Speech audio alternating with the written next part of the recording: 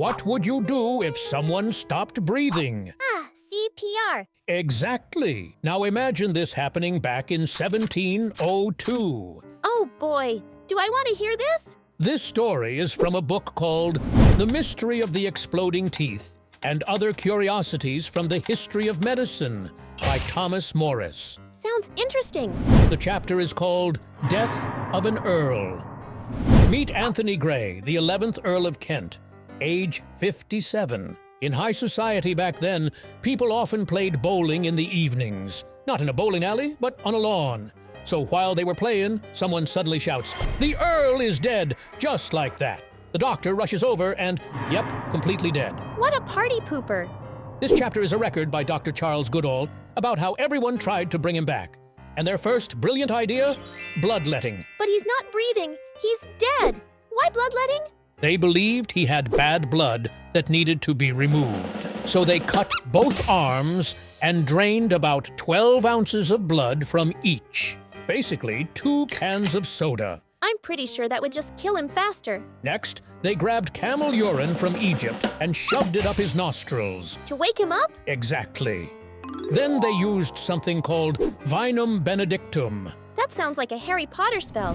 Vinum Benedictum. Pour it into the Earl's mouth immediately. It was a wine mixed with toxic metals meant to induce vomiting. This is starting to sound like a horror comedy. When that failed, they shaved his head. Why? Then, a doctor suggests heating a pan and pressing it directly on his head. What the Even then, the Earl showed no response. He was dead! Finally, they called for the Earl's daughter. They laid the Earl on the bed, with only the doctor and his daughter left to try, lighting a tobacco and blowing smoke into his rectum. Holy smoke! Why would they do that? It was believed back then that blowing smoke into the rectum had various medical benefits, including reviving someone from unconsciousness. And his daughter had to do this to her father. So they poisoned him, pressing a hot pan to his head, and then that? Imagine if the Earl had actually woken up. His last memory would be bowling. And then, bam! Waking up to his daughter blowing smoke into his rectum. Rise and shine, Dad. Medical records couldn't even determine how he died. Heart attack? Stroke?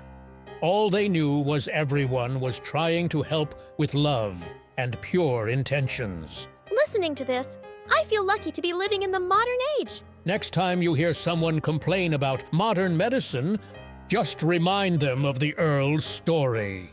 Sometimes history really blows. Literally. Grab your copy from the description below.